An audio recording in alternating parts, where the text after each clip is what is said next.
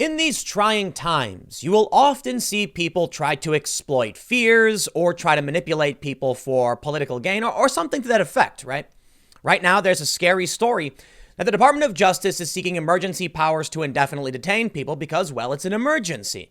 But we also see people exploiting the far left, the grifters of social media. And there's no better example than this viral clip, which has 2.64 million views. And that's not counting where it exists on other platforms. The video it depicts a couple people shoplifting from various stores. And you don't really know what they're doing. It's kind of weird, but it's playing the song from Robin Hood about Robin Hood and Little John. So when you first see the video, you're just like, they're just stealing from stores as if that's a good thing. But in the second half of the video, they then take all of their stolen goods wearing latex gloves and make food and sanitary packs to pass out to the homeless. Oh, my heart be still. The great socialists robbing from the rich, well, Target, I guess, and giving to the poor. And of course, throughout the comments, tons of socialists, little roses in their names, that's the Democratic Socialist people, are cheering, saying, I love this so much. I love you. But you know what?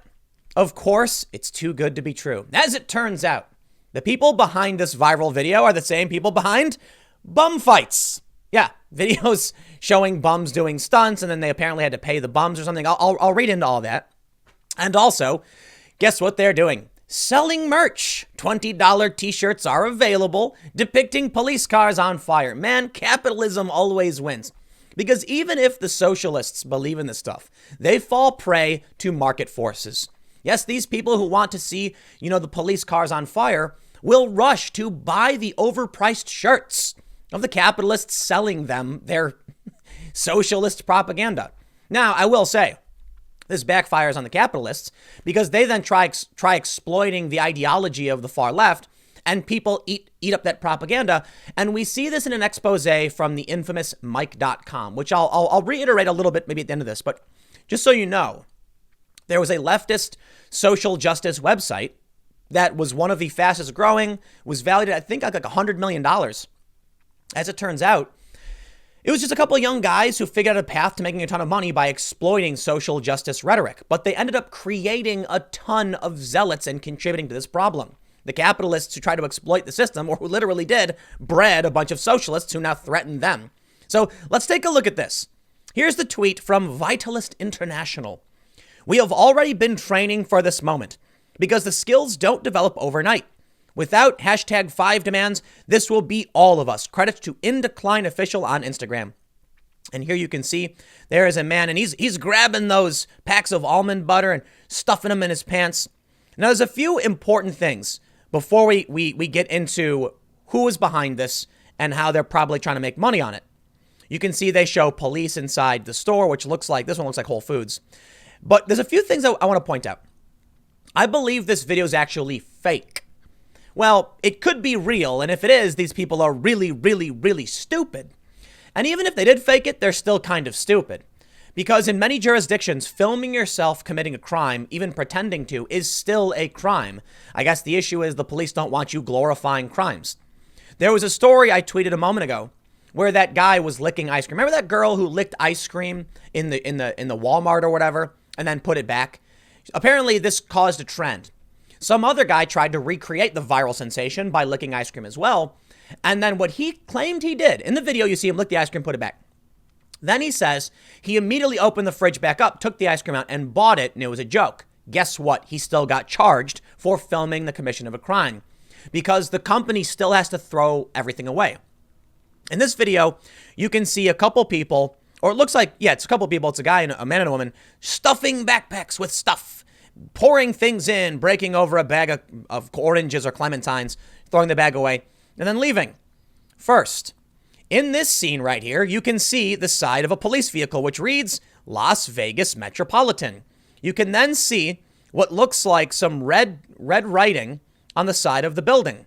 I'm not entirely sure what the red writing says, but I've been to many Target stores, so my immediate assumption was this must be a Target, or it very well may be, also because you can see right here, there are red bike posts with red trim on the building. Looks like a Target to me. You can also see there's some palm trees and there's a shopping center over there. So guess what I did?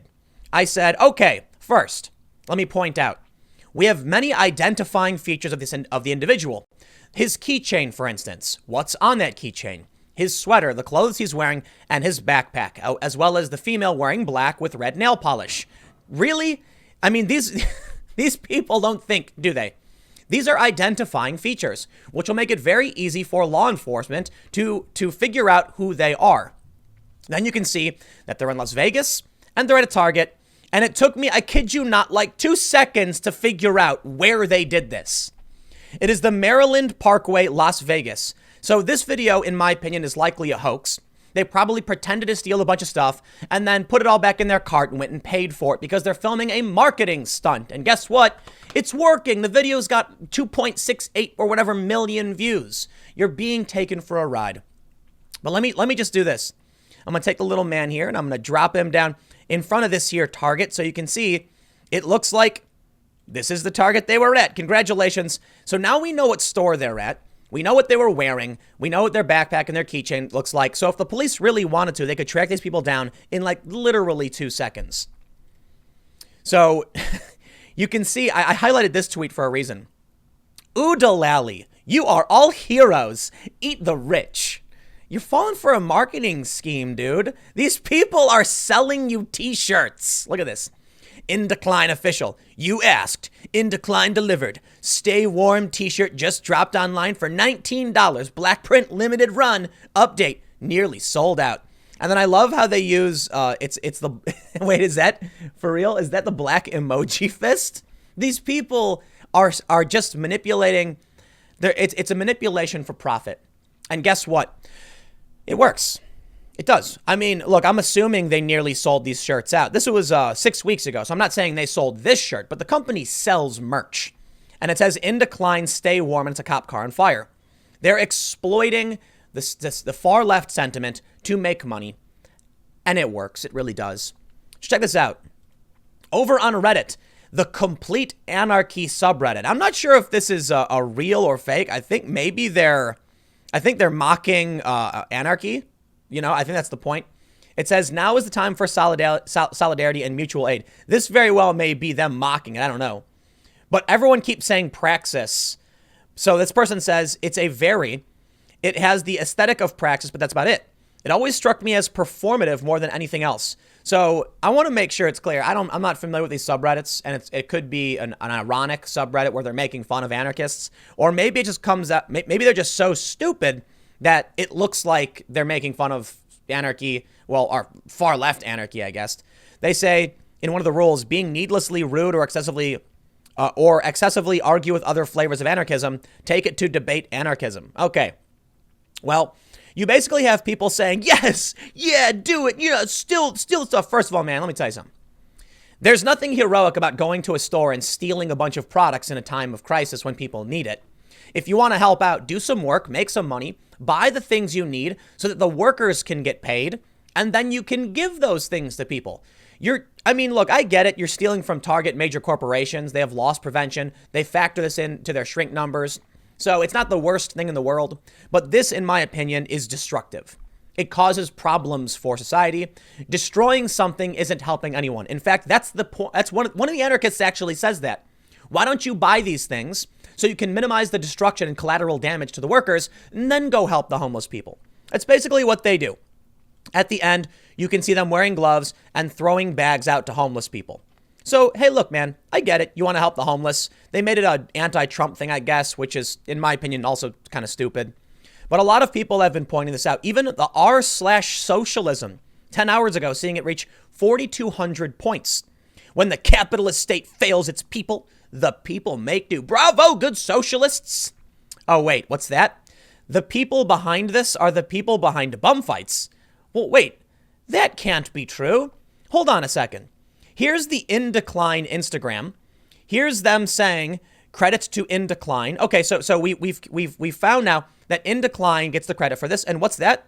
Well, here's the actual post. The most recent post from In Decline is in fact the video of them shoplifting.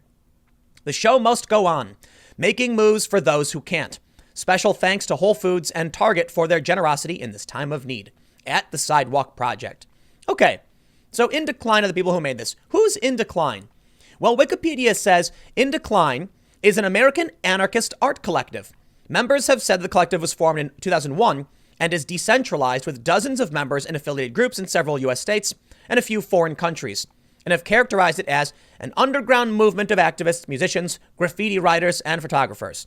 Okay, what are they known for? Oh, bum fights. Bravo, socialists. You're fighting for social justice. I appreciate it. So they say in 2002, Ryan McPherson, Daniel Tanner, and others operating as In Decline Films produced the first video in the Bumfights series. Bumfights, a cause for concern. They subsequently took down the In Decline Films website and have said they sold the rights to the stories to two investors. Now, I think Bumfights, many people might not really know what it is. I think a lot of people assume it's literally them having bums fight each other, but apparently that's not the case. They say this. The video series immediately gained criticism. The U.S.-based National Coalition for the Homeless, a homeless advocacy group, has stated that the Bumfights videos foster contempt for the homeless and dehumanize them. In April 2006, the four original filmmakers agreed not to produce any more Bumfights videos or distribute videos already made, and to pay 3 homeless men depicted in the videos under a settlement announced shortly before a lawsuit was due to go to trial. So they got sued, and they had to pay the people they were exploiting for Bumfights. Yeah, this is what we get from the socialists. Look, man, socialism is inherently a childish idea. It's utopian. It doesn't make sense. What we're dealing with right now globally is not socialism. It's called emergency provisioning. It's called emergency stimulus, and it will have serious consequences. Right now, we're talking about pumping trillions of dollars into the banks. We're talking about $1 trillion stimulus package, giving everyone a check because the market is screeching to a halt. This is because it's an emergency, not because we really want to. When you look at countries like Venezuela and Cuba, where they weren't experiencing these emergencies and they were like, let's just do it anyway, and then everything fell apart, then what do you hear from these people? Well, that's because the United States was meddling and trying to shut them down using propaganda. It's like, dude, nah, it's because socialism doesn't work. It's been tried over and over and over again. One thing that they like to say is real socialism has never been tried. Real communism has never been tried. It's because you can't get there. You can't even get to the point where you could literally try the system. Their big complaint is that countries like Venezuela, Cuba, the Soviet Union, etc., have always relied on some kind of market mechanism and had top-down controls. That's right, because you can't just flick a switch and have everyone operating like a hive mind. Unless, I guess, you plug computers into all their brains and force them to do so, but we don't have the technology for this. So for the time being, somebody has to say, here's what you can and can't do. Because you can't just radically transform the system. They've tried, and because you can't just transform the system this way, they end up killing lots of people. In the end, you end up with a bunch of really naive people. They believe whatever they see. They don't question it. They see this video and they say, oodle lally, eat the rich, yoo-hoo. And then they go and buy their Eat the Rich t-shirts and make a hearty profit for those that are seeking to exploit the system. In fact, these people who did bum fights actually have an Ask Me Anything. And this was called out by some people on r/socialism. Some of the people noticed like, hey, wait a minute. These are the guys who did bum fights. F these people. In the AMA, the top comment is, do you feel like scumbags that you are for creating bum fights? And they responded, I get 7 to 8 hours of sleep at night. Lots of S-bags sleep well too. You've yet to answer my question.